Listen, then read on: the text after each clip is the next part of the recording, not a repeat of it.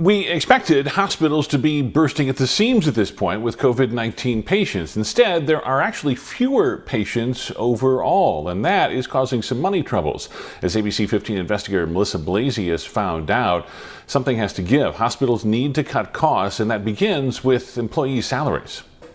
As we're thanking frontline medical workers for being the heroes in this coronavirus pandemic, a number of their co-workers are now facing furloughs and fewer hours and pay cuts. Hospitals followed the orders of government leaders, canceling money-making elective surgeries while adding empty beds and stockpiles of equipment and medication in case the worst of coronavirus hit here. Now, the financial realities hit hard. When you don't do elective surgeries, you don't need anesthesiologists, and you don't need surgeons, and you don't need OR nurses. All of our private healthcare system largely has its budget set based upon productivity.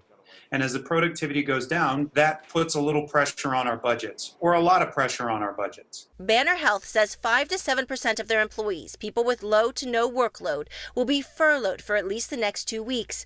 Executives will take a 20% pay cut. Dignity Health is cutting executive salaries 15% and is asking all employees who do not care directly for COVID-19 patients to use their flexible paid time off benefit. And Mayo Clinic will start furloughs on April 28th, although it's unclear how many Arizona-based employees will be affected. Meantime, smaller rural hospitals are just trying to keep the lights on, according to one healthcare policy analyst. A lot of hospitals, especially small ones in rural Arizona, don't have more than a week's worth of cash on hand. So that's kind of where a lot of the difficulties come in. Medical providers across the board are seeing declines in appointments and procedures, like a 50% decrease at MomDoc, an OBGYN provider with 9 offices.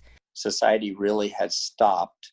People have stopped going out. People have stopped going and receiving care. MomDoc CEO said he had to do something that they had avoided even during the Great Recession: cutting salaries, up to 20% depending on the employee's income. Many of these healthcare companies are avoiding permanent layoffs at this point, hoping that the patients will come back quickly once Governor Ducey lifts the stay-at-home order, as well as the ban on elective surgeries, although we do not have a timeline on that yet. I'm investigator Melissa Blasius, ABC 15 Arizona.